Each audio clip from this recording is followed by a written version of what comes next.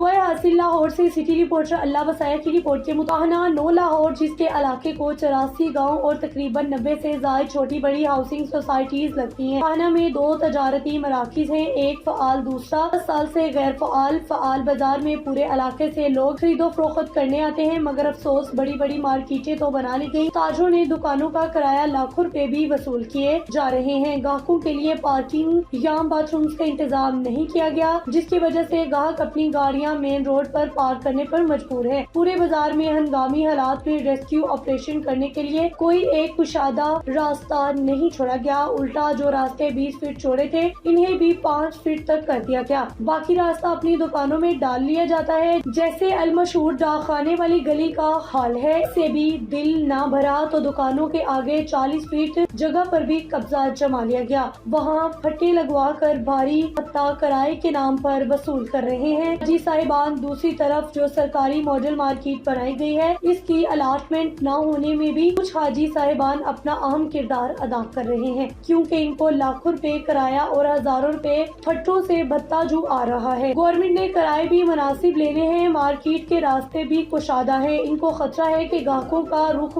Model market کی طرف ہو جاتا ہے، ہمیں لاکھوں کا نقصان ہو جائے گا، جس وجہ سے کچھ حاجی صاحبان ماڈل مارکیٹ الاٹ نہیں ہونے دے رہے۔